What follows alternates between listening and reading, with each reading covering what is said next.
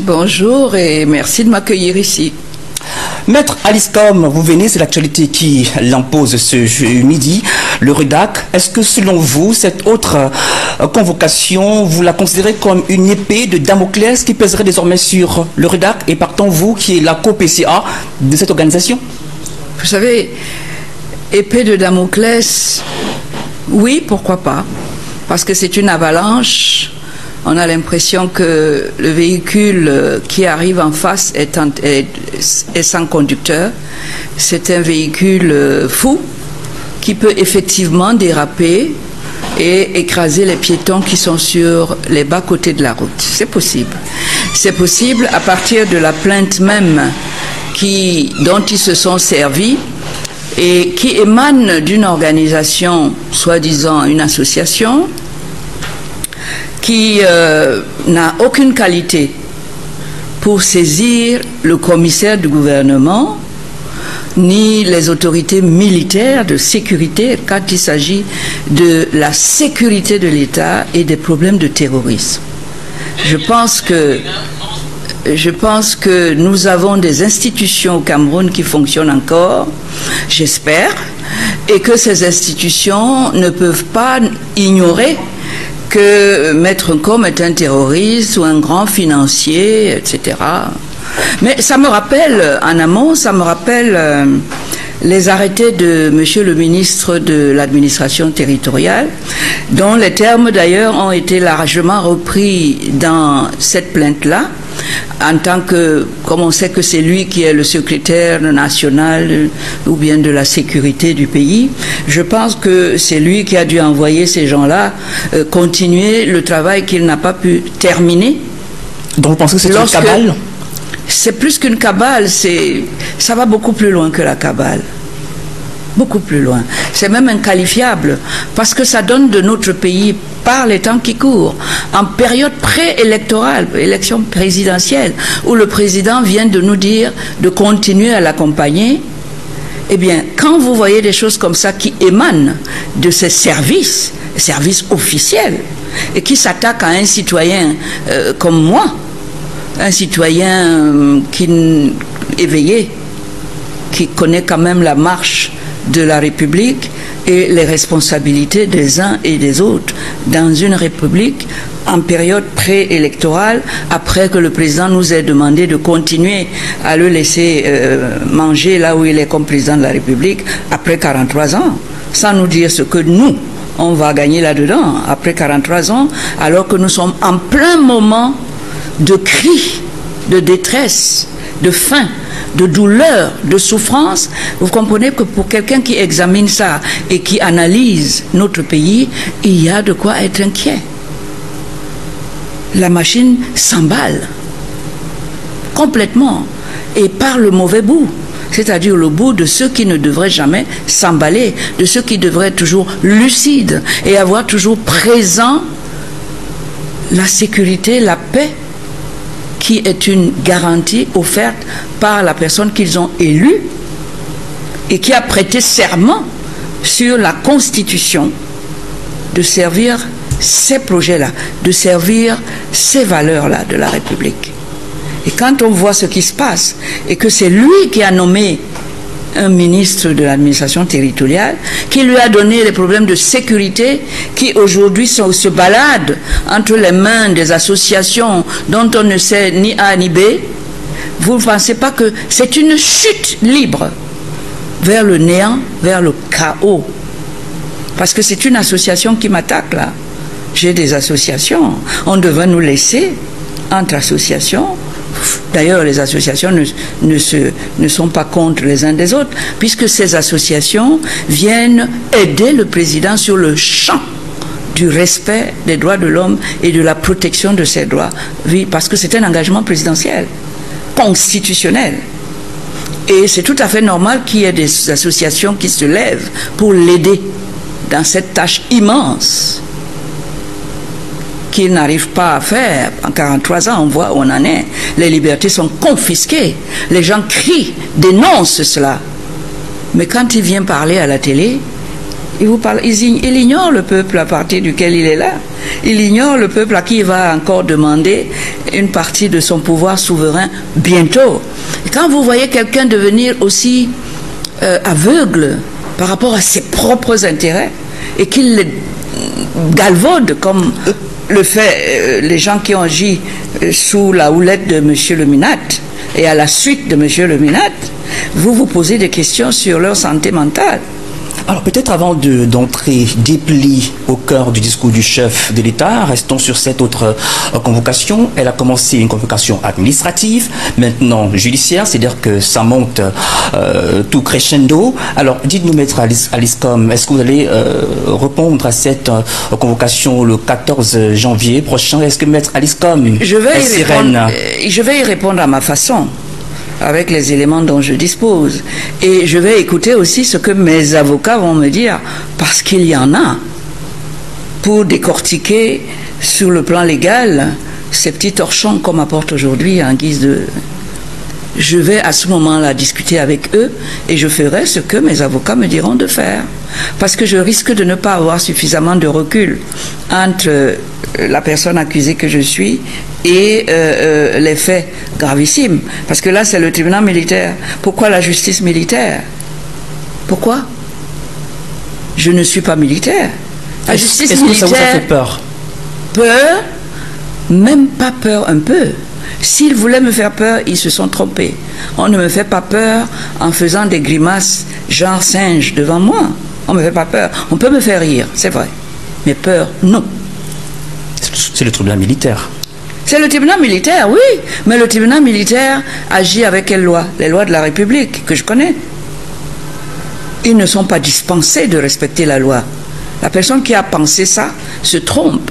Le militaire est soumis à l'obéissance de celui qui est leur chef suprême, qui est le président Biya, et qui a dit les lois de la République de faire un certain nombre de choses pour les populations. Je ne vois pas comment ces militaires vont dévier de cela pour faire autre chose que de suivre cette loi-là, à moins qu'on me dise que le Cameroun n'est plus le Cameroun. Maître Aliscom, en vous écoutant entre les lignes, est-ce à dire que si d'ici le 14 janvier, vos avocats venaient à vous dire qu'ils ne sont pas d'accord pour votre déplacement sur Yaoundé, vous n'irez pas à Yaoundé? Je n'irai pas à Yaoundé parce qu'ils auront de défiance. Parce que qu'est-ce qu'on appelle défiance? En droit, c'est un mot qui n'existe pas. La loi ne parle jamais de défiance. Ce qu'il y a, c'est que ce sont des faits qui relèvent de la justice, des faits graves. Quand on m'accuse de tentative d'atteinte à la sûreté de l'État, je fais partie de l'État, hein, soit dit en passant. L'État, c'est moi aussi. Je vais avoir 80 ans dans quelques jours. Je sais ce que c'est que la sécurité de l'État. Je suis là depuis les indépendances. Je suis quelqu'un de conscient depuis les indépendances. Je sais ce que ça a été la chasse à l'UPC. J'ai grandi dans le quartier qui abritait le siège social de l'UPC. Et je voyais M. Oumiobe tous les jours passer et s'arrêter chez mon père. Alors, quand on vous sort des choses comme ça qui relèvent d'une autre époque, de l'époque où on dit que c'est Aïdjo, l'autoritaire, enfin, on lui a publié de tous les noms, et que maintenant on est en démocratie et qu'on me ressorte ça, laissez-moi, je ne ris pas parce que malheureusement c'est trop triste pour que je puisse en rigoler, c'est trop grave pour que je ne décortique pas ça sérieusement, mais que je prenne ça comme un boulet et que je jette dans la poubelle. Non, je ne jetterai pas dans la poubelle, c'est ce que ça mérite, c'est vrai. Mais je m'expliquerai parce que je partagerai mes arguments avec le peuple camerounais dans l'état où il se trouve aujourd'hui, c'est-à-dire écrasé par la souffrance que lui ont infligé ses dirigeants et que continuent à infliger à leurs représentants les plus autorisés et qui ont l'habitude de les éclairer, comme moi, ce que les militaires veulent s'interposer entre-temps. C'est eux qui veulent un coup d'État, c'est ça. Mais moi, je ne veux pas de coup d'État, moi, je ne suis pas allé me promener du côté de la justice militaire. Parce que ce qu'on me reproche ici, au niveau des militaires, le ministre de la justice, le Minat de l'administration territoriale l'a déjà fait et a même pris des sanctions. Ce sont les mêmes faits. Est-ce qu'il confond sa casquette de quelqu'un qui est chargé de la sécurité et le ministère de l'administration territoriale? Il utilise les deux en même temps contre les mêmes personnes pour les mêmes faits. Je pense qu'en justice, ça ne peut pas se faire. Monsieur le Minat a déjà géré cette histoire-là. Il nous a dit que j'ai effectivement 16 milliards que j'ai détournés pour pouvoir acheter les armes et que j'ai tenté de financer le terrorisme. Il a déjà eu cela en main. Il a reproché ça à moi et à travers moi le REDAC et des responsables du REDAC, et il a même apprécié et pris des sanctions puisqu'on nous a... alors quand ces agents, doubles ou pas doubles, reprennent la même chose sur laquelle leur patron a déjà, je me pose des questions. Est-ce qu'on est encore dans une république dirigée par des gens normaux? Je me pose des questions. Le ministre Minat, en tant que secrétaire du Conseil supérieur de la sécurité, au nom de qui ces gens parlent, c'est la sécurité. Il a déjà statué. Il connaît le problème. Il connaît même le montant que j'ai détourné ou que j'ai mis en place. Il a parlé de 16 milliards. Bon, il a parlé, il est au courant.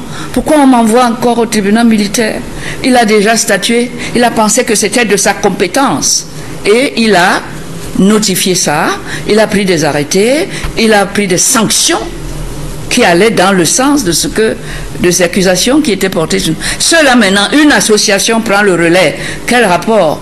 Association, REDAC association, qu'est-ce que ça retourne encore chercher? C'est chez les militaires. C'est la même chose. On ne peut pas juger la même personne pour les mêmes faits 2 fois de suite. C'est des principes généraux. Il faut déjà connaître ça. C'est-à-dire que vous semblez douter de la légalité de l'Observatoire de développement sociétal. Sa légalité en tant que quoi? Association. Mais il ne nous a pas dit que j'agis ici en vertu d'une association qui a été... Je n'ai pas vu les références de sa présence auprès de la préfecture du Minat pour faire sa déclaration comme le veut la loi civile, pas militaire, de 1990 sur la liberté d'association. Donc une autre infraction encore. L'infraction, c'est pas moi. Je vois ici. Infraction de leur part. Mais bien sûr, il n'y a que des infractions. Il y a des gens qui agissent comme le Minat, qui a l'habitude d'agir toujours en marge et contre les lois de la République et contre les autres institutions. Parce que là, le financement... Je ne sais pas s'il ne prend pas la place d'un autre membre du gouvernement. Je ne sais pas, hein. Il ne prend pas la place de quelqu'un d'autre, là. Moi, je crois que si. Il y a une confusion des rôles qui ne sied pas en la matière. Si les choses étaient aussi sérieuses qu'ils pensent, ce n'est pas comme ça qu'ils feraient. Alors, maintenant, je suis au ministère de la Défense. Après, je n'ai pas encore été au ministère de la Justice militaire, puisqu'elle dépend plutôt du MINDEF. C'est une confusion des rôles où je ne comprends pas, M. Atangandji. Il ne peut pas être tout ça à la fois dans un gouvernement. Ce n'est pas possible. Il est temps qu'il laisse à César ce qui est à César pour le financement, la NIF, puisque paraît cet argent-là, il a vérifié ça au niveau de la NIF. La NIF ne dépend pas du Minat. Je pense que notre ministre des Finances s'appelle M. Louis-Paul Motazé, et à ma connaissance, il n'est pas encore décédé ni démis de ses fonctions. J'attends que ce soit lui qui me saisisse sur la partie financière, qu'on me reproche ici. Mais je ne saurais même pas par où commencer. Je vais d'abord soulever son incompétence, n'a pas qualité. Il faudra qu'il me justifie d'abord sa qualité. Parce que nous, en droit, avant d'attaquer le fond, tu regardes d'abord si la forme est là. Une association va me porter plainte pour les affaires de sécurité de l'État. Où étaient les organismes qui s'occupent de la sécurité pour lesquels nous les citoyens, nous payons leur salaire tous les mois pour qu'ils assurent cette sécurité? Je n'ai pas vu que les associations assurent la sécurité de l'État.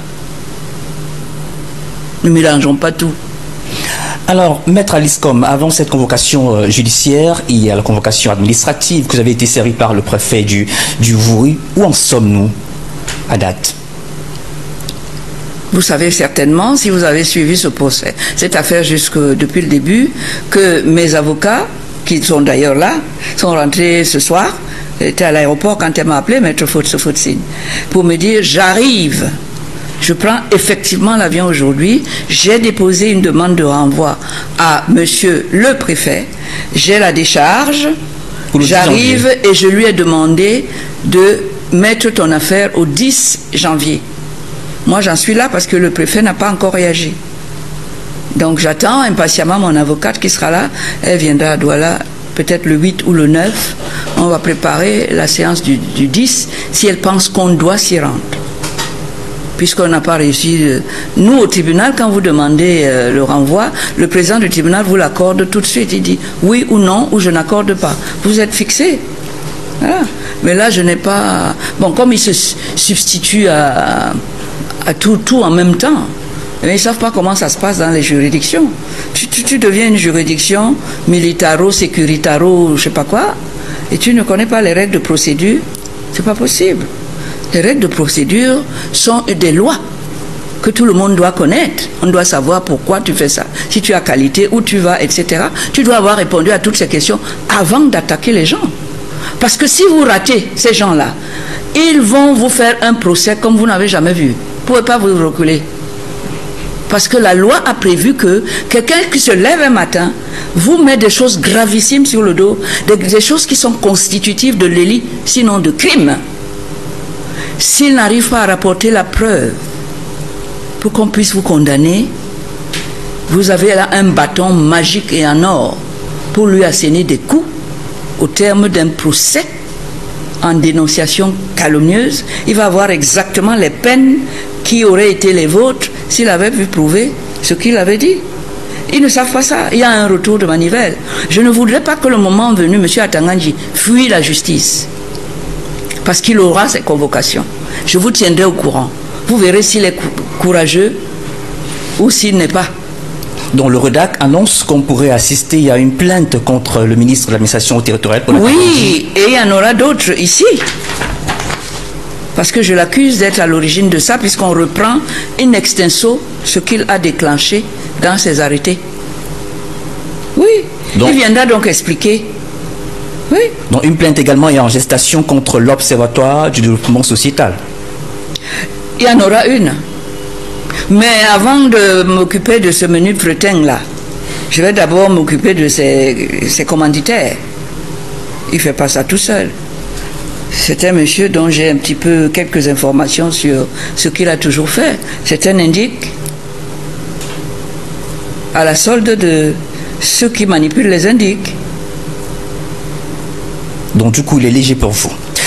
Maître Alice, comme pour donc poursuivre cet entretien, j'ai en studio Michel Ngachou, il est présentateur de l'émission interactive, une émission de très grande écoute sur Jambo FM entre 9h et 11h. L'émission s'intitule « Laissons parler les gens ». Michel Ngachou, bonjour. Bonjour Elton, bonjour Maître Alice Com. Bonjour Monsieur Ngachou. Alors avec Michel Ngachou, nous allons décrypter l'actualité autour de la présidentielle et la sortie des évêques et du discours du chef de l'État. Michel Ngachou, à vous l'antenne. Peut-être aussi demander déjà à Maître Alice Com si elle a été au parfum. Est-ce que vous avez suivi Paul Biya ce 31 décembre? Probablement, comme chaque Camerounais, Maître. Vous voulez que je vous dise la vérité? Si. Sachant que les discours du chef de l'État n'engagent que ceux qui les écoutent, je n'écoute plus. Je ne veux pas être engagé. Est-ce que c'est pas trop dur de le dire, Maître? Trop dur? Ouais. Vous savez ce que j'ai enduré pendant 40 ans que j'écoute ça? Dites-nous. 43 ans? Dites-nous. Quelque chose de très dur. Caillou. Vous avez de la peine à regarder, à écouter le chef de l'État? Je n'ai plus le temps. Comment? Pour lui? Mais non, je ne l'écoute plus puisque je l'ai... Écoutez, quand vous avez quelqu'un qui vous a menti une fois, 2 fois, 3 fois, vous continuez à l'écouter, c'est votre faute. Ça veut dire que vous êtes masochiste. Vous aimez la douleur. Vous allez là où on peut vous apporter la douleur. Moi, je ne suis pas masochiste. Ouais. Voilà. Est-ce que vous ne transmettez pas, par ailleurs, un message assez sympathique aux Camerounais de ne plus l'écouter? Parce que vous qui êtes je n'ai pas à transmettre de message. Leader d'opinion. Non, s'ils continuent à croire à quelqu'un qui manque depuis 43 ans, qui les a mis dans la situation qui est la nôtre, où même les évêques, l'église catholique, son église d'origine, où il a été souvent, qui ont baptisé ses enfants, qui ont béni son mariage, d'où sort son propre papa, s'il ne peut pas les écouter. D'accord. Et vous avez écouté? Effectivement. Vous avez vu ce qu'ils ont dit? Puisqu'on en parle. Alors, quand un évêque, homme de Dieu, ambassadeur de Dieu sur terre, vous dit, je préfère un diable, mais je n'en peux plus. Vous voulez que moi je vous dise quoi de plus? Mais justement, cet appel de l'Église catholique à travers ces évêques-là, Maître Aliscom, est-ce qu'à un moment donné, l'Église qui est supposée appeler Dieu à la résolution des faits, quand l'Église appelle le diable, ça renvoie à quoi pour vous? Non, quel fait? Elle n'a pas appelé le diable pour dire viens à mon presbytère. Il a parlé du diable pour un cas bien précis. Redis non, donnez-le moi, je vais vous donner des explications. Replacez le mot diable dans son contexte réel. On l'a écouté, hein, c'est bien sûr. Oui, donc replacez-le dans qui a été très incisif quand même. Mais replacez-le dans le contexte. Ben, il n'y a pas que l'évêque de Garoua, il y a également toute l'église catholique. Alors, décidément. Alors, fils de catéchiste. L'église tourne le dos à Paul Biya, c'est ce qu'on peut retenir. L'église en a marre de M. Biya et de ses promesses. L'église en a marre de voir ses ouailles souffrir sans que personne les écoute. La preuve, le discours du président. Vous avez entendu parler de nos malheurs? Non. Non, pas du tout. Il nous a dit, remettez-moi là, et c'est trop sucré, il y a la graisse, c'est bon. Vraiment, je veux encore. Mais il nous a dit, si ce que nous on devient, pendant que lui veut encore, parce que c'est sucré pour lui, si c'est amer pour nous ou pas. Il en a profité d'ailleurs. Mais non, mais il s'en fout. Ben, il demande encore qu'on lui donne un peu de chance. Non, mais non, pas de chance. Qu'on le laisse continuer à jouir de nos biens, à nous priver de tout, à ne punir personne, dès lors que ces personnes ne font rien contre lui, mais contre nous, il les maintient en place. C'est le cas de M. Atangandi. M. Atangandi vient ici, la fraude électorale, il la met sur l'écran, à la télé, en Mondovision. Il est allé acheter 2 ou 3 manœuvres là-bas, en France ou en Belgique. Ils sont blancs. Il leur a dit, vous êtes des observateurs. Pardon? Des agriculteurs. Je ne sais pas, ils sont manœuvres même de l'agriculture, mais ils peuvent, ça n'empêche pas. Venir dire voilà les observateurs et il fait payer avec notre argent. Quitte à ce qu'on devienne des gens qui n'ont plus même de quoi manger. Il nous piétine, on est accouché par terre. On est le tapis vivant, humain de M. Biya. Il met ses pieds dessus avec des godasses. Il appuie. Il s'en fout si on crie ou pas. Il s'en fout si on a mal ou pas. L'essentiel, laissez-moi être quelqu'un qui, lui, ne pourra jamais être couché par terre. Il ne veut pas venir nous rejoindre dans l'enfer qu'il a construit patiemment et judicieusement pendant 43 ans. Il sait ce que nous souffrons. C'est pour ça qu'il ne veut pas revenir là-dedans. Il fera tout pour rester là-haut.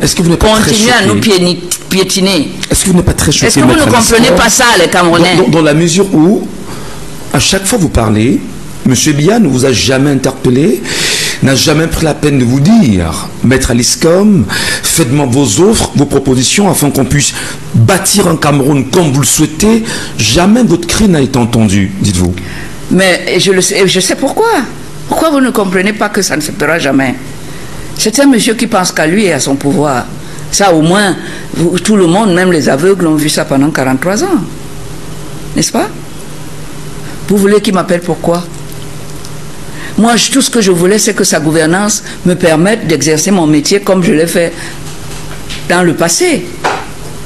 C'est tout ce qu'on lui demande, qui crée les conditions et nous lui donnons suffisamment d'argent pour ça. Il y en a tellement que lui, il a un avion privé qu'il loue pour faire ses petits voyages privés, lui et sa famille. Et on n'a pas été capable de nous garder qu'à mer pour qu'on puisse aller à Yaoundé sans souffrir comme j'ai souffert dernièrement. Je vais à Yaoundé à 7 h. Je dois revenir ici par le vol de 17 h. Nous quittons Yaoundé à 4h30 du matin, assis à l'aéroport.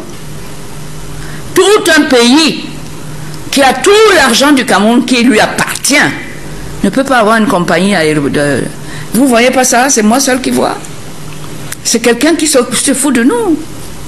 Et là, je lui dis, tu ne vas plus te foutre de moi. Pas moi.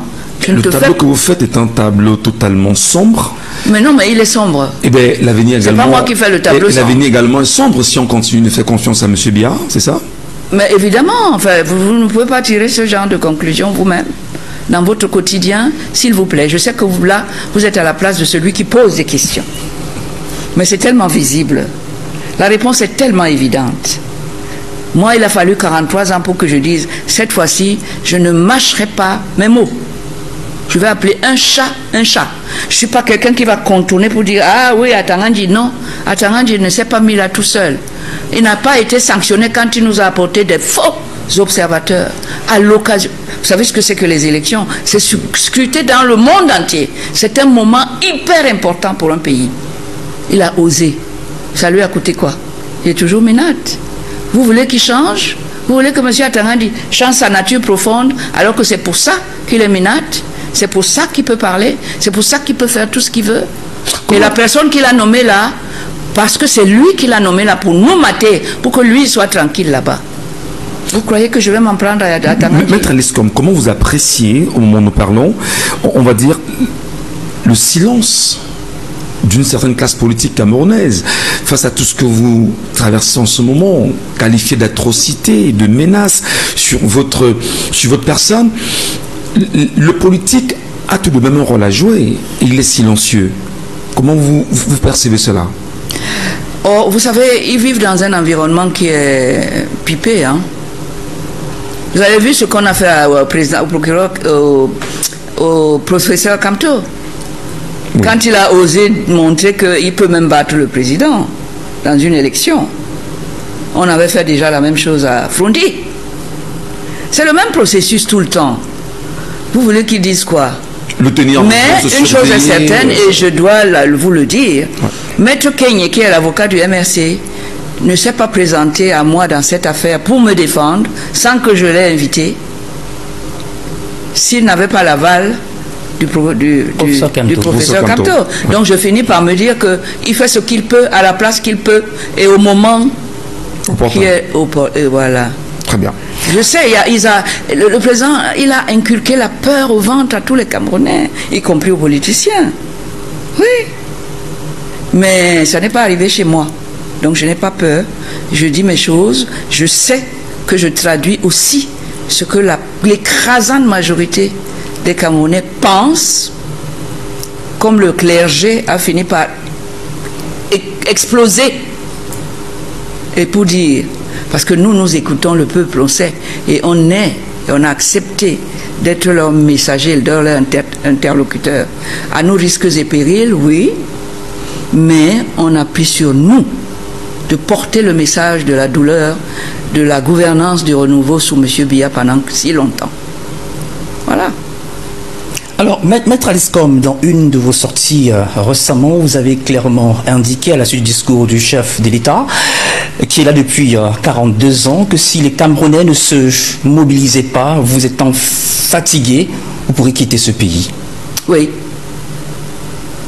Si M. Biya est le prochain président, je ne serai pas son obligé. Je sais ce qui m'attend. Je ne pourrais pas supporter. Je ne pourrais pas supporter une dose. Vous savez, même dans les médicaments pour vous guérir, hein, on met là-dedans ne pas dépasser la dose prescrite. Je connais la dose prescrite. Je l'ai déjà avalée. Si je dépasse, c'est ma mort. Je ne suis pas loin de la mort, je sais. J'ai 80 ans le 14 janvier. Mais ce n'est pas parce que j'aurais pris la dose à ne pas dépasser, parce que j'ai lu ça. On ne dépasse pas la dose prescrite, parce que le médicament qui est là pour vous soigner va finir par être le couteau qui va vous égorger. Je suis logique avec moi-même, c'est tout. Il va continuer à vous faire ce qu'il faut faire. Moi, je n'en peux plus. Si les Camerounais le laissent, même si c'est grâce à la fraude massive qu'elle prépare, elle est là, la fraude, je la vois, tout le monde voit. Eh bien, si vous acceptez de rester, je prierai pour vous dans les médias internationaux, là où je serai, mais c'est tout ce que je pourrais faire pour vous. Venons-en justement à la fraude, Maître Liscom. La fraude qui caractérise les élections sous le renouveau, oui. Et l'ECAM est un acteur majeur impliqué dans l'organisation des élections au Cameroun. Le Conseil constitutionnel, qui aujourd'hui a pour rôle de statuer ou de se rassurer de la constitutionnalité. Aujourd'hui, est-ce que vous pensez qu'il y a toujours manque de crédit de la part des Camerounais vis-à-vis de ces institutions, je dirais de ces organisations? Vous savez, le président de la République qu'on appelle M. Paul Biya, il n'est pas bête comme nous, le peuple qu'il dirige. D'ailleurs, ça se voit, il ne serait pas là. Est-ce que le peuple est bête? Il serait pas là. Bête selon vous? Est-ce que le peuple Très est bête? bête. Ben non, vous êtes réduit là. Mais je suis dedans. Ben dites-nous. Mais oui, mais il faut savoir reconnaître qu'on a été bête. Ça vous est jamais arrivé de dire, oh, que je suis bête? Ah ben bien sûr. Chacun a déjà eu à dire ça. C'est le moment. Oui. Et les cas Et monsieur le président de la République, lui, depuis longtemps, a un projet. Rester au pouvoir jusqu'à ce que la mort par Dieu s'en suive. C'est un projet qu'il a mûri. Et il a mûri quand il a eu des petits problèmes en 1983, quand on a failli le renverser. Lui, il a dit plus jamais ça. Et il s'est mis à travailler pour que le plus jamais ça soit une réalité. Donc, tous les textes qu'il a fait sur les élections. Vous savez qu'entre-temps, on n'avait pas de limitation de mandat, mais entre-temps, quand le moment est venu, il a enlevé la limitation de mandat, et là, il a vu que la machine fonctionnait, la machine de fraude fonctionnait très bien, qu'il n'avait rien oublié, et les mandats ouverts. Et il ira jusqu'au bout, jusqu'à ce que le bon Dieu l'enlève de là. Parce que vous, nous, moi, on ne prend pas la peine de regarder, de défaire d'abord la machine, de voir comment elle est constituée et de la piper pour qu'elle ne fonctionne pas le jour de le vote. Vous ne le faites pas. Lui, il a mis les gens qu'il faut pour faire fonctionner. Il a mis les textes, la loi qu'il faut, parce que la loi, c'est pour tout le monde, sauf pour lui, puisque c'est lui qui l'a faite. Il a mis les procédures qui lui permettent d'avoir le contrôle permanent sur le processus sans qu'il ait levé le petit doigt pour lui permettre de gérer le pays en pilotage automatique. Ce peuple que vous qualifiez, ce peuple qui est bête, entre guillemets. J'en suis pas, j'en fais partie. D'accord. N'oubliez pas ça. Alors, on a entendu le professeur Maurice Kamto du Mouvement pour la Renaissance du Cameroun insister permanemment, disons camerounais, allez vous inscrire massivement, surveiller, dépouiller et défendre les résultats. Est-ce que le peuple camerounais, en entendant un tel appel et se mettant bien sûr au service, ne serait pas dans une logique véritable de trancher avec cette bêtise-là, Maître Aliscom? Mais bien sûr que si. Il faut bien qu'à un moment donné, il tape du poing sur la table. Le président Kamto a très bien parlé. Mais, je pense que nous n'avons pas fait assez pour sécuriser l'élection. Qui est-ce qui proclame? Qui est-ce qui proclame les résultats? Là, maintenant. Le président Kamto a parlé de réviser la loi électorale. On ne l'a pas fait d'ailleurs, on ne l'a pas écouté. Donc on va refaire la même chose et les mêmes choses, causes vont produire les mêmes effets. Comment vous allez faire pour que la langue de celui qui proclame les résultats, qu'on a pris en flagrant délit de fraude, en fait, de montrer maintenant que voilà comment moi je suis de l'autre, je suis jugé parti. Voilà. Comment on va faire? Qui doit l'enlever? C'est lui. Il n'enlèvera pas. Et vous faites quoi? Comment vous allez faire pour qu'il proclame que c'est Kamto qui a été ou Cabral, enfin les différents candidats? Vous allez faire comment? Il sera là avec la gendarmerie, la police, tout le monde sera là pendant quelques jours qui précèdent l'élection. Il sera invincible. Qu'est-ce qu'on a fait? Qu'est-ce que le peuple va faire pour proclamer? Alors, Maître Aliscom, vous avez semblé indiquer dans une conversation in camera, quand je vous disais qu'il se dit que les Camerounais sont complices de leur malheur, mais vous avez insisté qu'ils sont complices ignorants de leur malheur. Pourquoi ignorants? Oui, pourquoi? Parce que quand je demande à un Camerounais quels sont les différents pouvoirs au Cameroun, il va me dire le pouvoir exécutif, à la tête duquel il y a Paul Biya. Le président. Il va me dire le pouvoir législatif pour faire les lois. Et il va me dire que c'est Kaba Yégué et le Sénat, M. Nyat, qui sont là, qui sont nommés par un des joueurs, un des candidats. Cela soit dit en passant. Et il va dire qui est le pouvoir judiciaire. On va certainement vous dire que c'est la Cour suprême. Voilà. Moi, dans mon bureau, j'ai des photos, j'ai eu la curiosité de faire la photo du bureau de l'Assemblée. du bureau du Sénat, du bureau de la Cour suprême, qu'est-ce que j'ai remarqué? J'ai remarqué qu'il n'y a pas de séparation des pouvoirs entre ces pouvoirs-là et le pouvoir de M. Biya. Alors que c'est le principe dans une démocratie, à moins qu'on me dise qu'on est devenu un royaume, un empire, voilà. Absolument. C'est la séparation qui est la base de notre vivre ensemble. Parce que les pouvoirs doivent se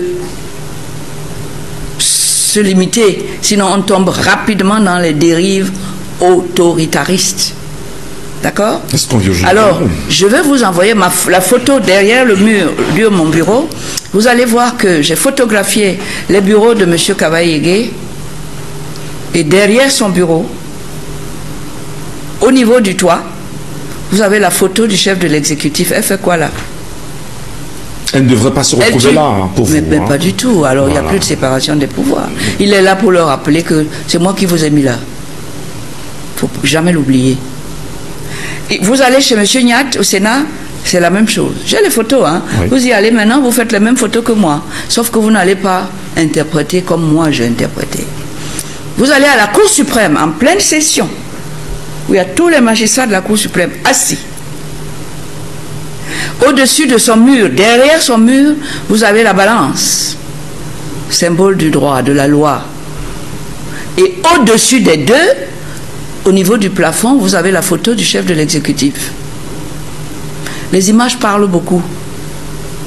Là, c'est au niveau des images. Moi, on va peut-être revenir sur la Constitution. Non. De 2008. Il a les pleins pouvoirs. Non. Tout est entre ses mains. Il détient tous les instruments. Non, il y a des principes qui fondent une démocratie. Il nous la séparation militaire. Oui, d'accord, mais les pouvoirs doivent être séparés. C'est là où je dis que le peuple est... Vous avez dit que j'ai dit quoi? Nous sommes bêtes. Nous ne voyons pas. Nous n'allons pas au fond des choses. Et ceux qui voient sont pétris de peur. Donc vous estimez qu'on a maintenu le peuple dans l'ignorance sciemment? Oui, il y a eu Vous savez ce que c'est que la manipulation? Vous ne vous rendez pas compte que vous êtes en train d'être manipulé et on va vous amener à penser exactement ce qu'on veut que vous pensiez et que vous l'interprétiez exactement comment on veut que vous l'interprétiez. Alors qu'il y a tout à fait une autre interprétation si vous le faites de manière objective et attentive pour déceler les verrous, pour déceler les pièges. Oui, j'ai essayé de faire ça. Le principe de la séparation des pouvoirs, vous n'avez pas à trouver... Vous regardez dans tous les pays, hein. D'ailleurs, j'ai fait un comparatif. J'ai fait les photos des autres assemblées dans d'autres pays comme Madagascar. Même ceux qu'on dit très dictatoriaux. La Côte d'Ivoire, vous ne verrez pas la photo du chef de l'exécutif dans ces différents pouvoirs. Maintenant, ce qu'on ne sait pas... Le Sénégal, c'est la dernière en date. Pardon? Le Sénégal, c'est la dernière en date. Oui, vous ne le verrez pas là-bas. Il n'est pas omniprésent, en train de tout gérer. Parce que c'est de ça qu'il s'agit. Et à ce moment-là, ce n'est plus une démocratie. Ce n'est plus une république. C'est une monarchie. C'est un souverainiste. Maintenant, il y a un pouvoir dont on ne dit pas qu'il a volé ça aussi. Il a maîtrisé, c'est le pouvoir souverain du peuple. Et c'est à l'occasion de l'élection que vous voyez qu'il maîtrise tout le process. Donc, tout le pouvoir du peuple. Vous entendez parler, Maître Alice, comme l'impression que l'on a tout de suite, c'est que tout est bâclé, tout est cadenassé, le peuple ne peut pas se libérer si jamais il y avait une solution. Ce n'est pas... Vous semblez... Ou du moins, pour vous, la solution, c'est quoi aujourd'hui? Pour que ce peuple se libère effectivement du joug. Il faut lui expliquer ce que je vous explique là. Personne ne leur a jamais dit ça. Ils vous écoutent. Je voudrais qu'ils ouvrent les yeux et qui regardent et voient ce que je vois. Je voudrais qu'après avoir vu ce que je vois, qu'ils viennent vers moi, qu'on en discute. Je voudrais qu'ils s'intéressent à ce qui se joue dans leur quotidien. Je voudrais qu'ils soient capables chacun d'expliquer la détresse dans laquelle nous nous trouvons aujourd'hui, la pauvreté dans laquelle nous nous trouvons, parce que nous sommes propriétaires de l'argent public, des finances publiques. Et c'est lui qui met ces gens là-bas. Personne ne contrôle. Vous n'avez jamais vu quelqu'un confier son argent à quelqu'un et ne rien contrôler. Jamais. Ça n'existe pas. Demandez à n'importe quel commerçant de n'importe quelle tribu ici au Cameroun, quand tu confies la caisse à quelqu'un, toute la filière à argent, si vous ne mettez pas les mécanismes de contrôle, qui contrôle ce que Biya utilise, lui et sa famille, pour aller et venir. Pendant que nous, on meurt de faim, on serre une ceinture qui était au trou numéro 1 et qui est maintenant au trou numéro 6. Il y a un budget annuel voté pour la présidence. Oui, mais qui gère ça? 52 milliards. Qui gère ça? Qu'est-ce qui va au babiole de madame, de X, de Y? Qui gère? Qui contrôle? Quand même, si vous faites ça, vous ne regardez rien, vous lui donnez l'argent, vous ne surveillez pas, vous lui donnez des lois, il va tricher en mettant sa photo en haut pour voir que vos lois là, c'est moi. Il place ces gens dans ces différents pouvoirs. Le président de l'Assemblée générale vous dit, l'Assemblée nationale, il remercie qui quand on le reconduit comme président? Le chef de l'exécutif. Enfin, vous n'avez pas... Vous voulez quel décès encore? Vous voulez quoi? Alors, Michel, Maître Alice Com dit qu'elle ne voudrait plus voir Biya comme candidat à la prochaine élection présidentielle. Maître Alice Com, quel est le portrait robot du futur président que vous voulez voir pour le Cameroun? Et il y a ce débat, cette polémique, où les gens estiment que si les opposants ne se mettent pas ensemble, alors en face, il y a cette machine qu'on appelle le RDPC qui ne pourront pas battre.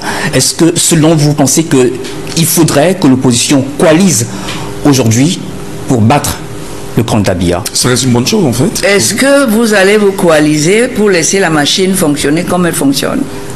Vous aurez fait quelque chose? Rien. Vous n'aurez pas du tout fait quelque chose. Si tu prends un parapluie, tu ouvres ça, tu poses là-bas, toi tu sors, tu vois que tu ne vas pas être mouillé? Non. Est-ce que ça suffit? Est-ce que le fait de mettre un candidat face à une machine de fraude avérée, huilée, qui fonctionne depuis 43 ans, vous allez changer quelque chose sur le résultat? Même si c'est un. Au contraire, vous allez faciliter la tâche du fraudeur.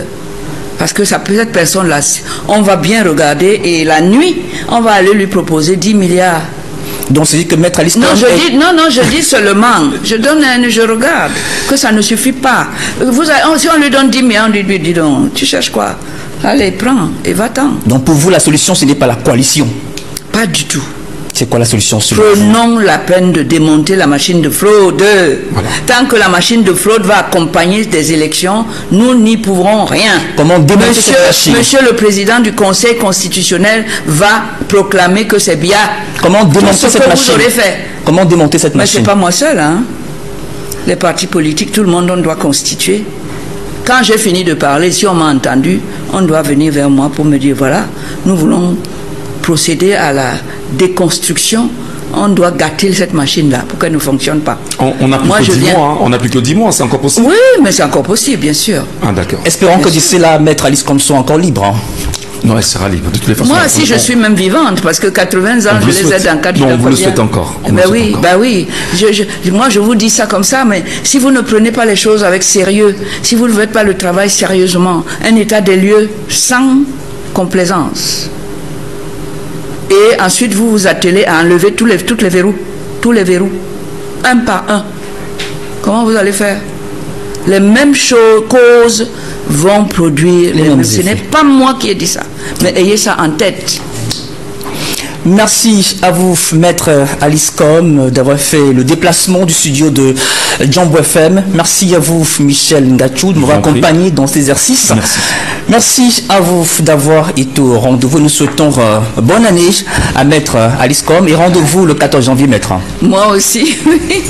Je ne serai peut-être pas au Cameroun, mais c'est ce jour-là que je suis invité je suis convoqué à la police, Vous avez dit convocation judiciaire, moi je dis convocation militaire, alors... Alors, c'est je sais pas qui a raison. 2 convocations pour la même date, c'est très compliqué. Hein. Voilà. Donc, si je ne suis pas là, pour l'anniversaire, on peut reporter. Hein. Ouais. Je vous ferai connaître la nouvelle date pour fêter ça ensemble. Pour que ceux qui veulent fêter ensemble puissent m'avoir avec eux. D'accord? Mais pour le moment, je ne serai pas là. Mais je reviendrai. De toute façon, toute cette année-là, j'aurai 80 ans. N'est-ce pas? Ça ne va pas changer, j'aurai pas 81 ans. J'aurai 80 ans. Ok? Donc, on va fêter ça après. Et on va organiser des grands débats autour de mes 80 ans, parce que ce sont peut-être les derniers qu'on vit ensemble. Et j'aimerais pouvoir savoir que vous avez réfléchi au thème que j'ai soulevé aujourd'hui et que vous allez pouvoir les pratiquer pour des solutions efficaces, afin que vous vous libériez de 43 ans de gabegie, 43 ans de souffrance pour nous, 43 ans de dictature noire, et que vous puissiez libérer mes enfants et mes petits-enfants. Je n'aimerais pas que vos enfants vivent la même chose que vous et moi. Parole de Maître Aliscom. Merci à vous. Comme vous avez écouté dans la vidéo, Maître Aliscom a porté plainte à Tangandji au moins 2 fois. Cela veut dire quoi? Leur histoire est très sérieuse. Leur problème est très très sérieux. Maintenant, quand on essaie d'analyser, on voit que les dirigeants du pays, là, ils veulent seulement, c'est-à-dire les droits de l'homme n'existent vraiment plus dans ce pays. Les droits de l'homme n'existent vraiment plus. Et quand on voit que tu essaies de faire un truc qui va à l'encontre de leurs principes, c'est-à-dire le principe des dirigeants, même si tu es dans la loi, ils ne gèrent pas ça. Ils veulent seulement te faire taire. Vous comprenez un peu? C'est parti au niveau où même les évêques dans ce pays, où Paul Biya s'est baptisé, où il a fait son mariage, il sort d'une église catholique. Ces pasteurs-là, ces évêques-là, lui demandent de se reposer, lui demandent de quitter le pouvoir parce qu'ils savent que non, les dirigeants de ce pays ne font rien de sur rien. Ne font rien de sur rien pour les Camerounais. Comme vous avez écouté dans la vidéo, le problème c'est que Maître Aliscom, elle connaît la loi et elle essaie d'appliquer la loi au Cameroun. Maintenant, les dirigeants qui veulent seulement faire taire à Maître Aliscom, en allant loin jusqu'à sceller son rédac, juste parce qu'ils savent que non, si elle applique la loi au Cameroun, ça va changer beaucoup de choses. Si elle applique la loi au Cameroun, ça va changer déjà la mentalité des Camerounais. Et si ça change la mentalité des Camerounais, eux, leur poste est risqué. Vous comprenez un peu? C'est pour ça que vous voyez depuis, à Tangandji ne fait que lancer les attaques envers Maître Aliscom. Parce qu'ils savent que non, si Maître Aliscom ouvre les yeux des Camerounais, ça serait dangereux pour eux, ça serait très compliqué pour eux. Ils ne sauront pas convaincre les Camerounais encore, peut-être de voter pour eux en 2025, peut-être de se tenir, faire des sorties bizarres ou se taire, mourir en silence. Parce que nous, on meurt en silence, on a des choses à exprimer. Mais on sait que dès que tu ouvres la bouche, on te prend. Maintenant, le gouvernement, les dirigeants sont fiers comme ça parce qu'ils savent que non, tant que les Camerounais ont la peur en eux, ils n'auront rien à dire. Ils n'auront rien à dire. Et c'est pour ça qu'ils lancent des attaques depuis, ils envoient à Tangandji d'aller faire les scellés et tout et tout. Parce qu'ils savent que si Maître Aliscom ouvre les yeux des Camerounais, ça c'est compliqué pour eux. Mais laissez-moi seulement vous dire que vous perdez le temps parce que nous savons déjà ce qui se passe. Nous connaissons déjà que non, voilà ce qu'on doit faire. Et en 2025, on doit le prouver. Si déjà tu n'as pas fait ta carte d'électeur, voilà, janvier, ils ont rouvert les listes le 2 janvier. Ça veut dire que c'est encore ouvert maintenant. Si tu pars t'inscrire. Après peut-être 1 semaine ou 2 semaines, tu peux regarder si ton nom est déjà sorti. Parce qu'ils sont comme ça. Tu peux même aller t'enregistrer là-bas. Tu peux aller faire ta carte d'électeur. Après, tu peux regarder ton nom. Le nom n'est pas sorti. Donc après peut-être 2 semaines, tu pars dans le centre où on t'a dit que tu devais aller voter. Tu pars là-bas, tu vérifies. Ou tu pars dans le centre où tu as fait la carte d'électeur. Tu vas voir ton nom. Si ton nom est sorti, c'est bon. Tu es déjà valide. Tu es déjà éligible pour voter. Maintenant, pour ceux qui n'ont pas encore fait, déjà, allez. Si tu connais quelqu'un qui n'a pas fait, convainc-le. Dis-lui que non, ce n'est que comme ça. Parce qu'on ne peut pas sortir. Là, à l'état où nous sommes, on ne peut plus parler. On ne peut rien dire. Si tu parles, on te prend. Mais dans la seule façon pour nous, où on espère encore un peu, un tout petit peu, c'est juste dans les urnes. C'est juste en votant. Vous comprenez un peu? Faites les cartes d'électeurs. Si tu es nouveau à la chaîne, abonne-toi, active la cloche de notification pour ne manquer en aucune vidéo. Si tu es resté jusqu'ici, dans cette vidéo, c'est que tu es un fidèle fan. Merci beaucoup pour ton soutien. Allez.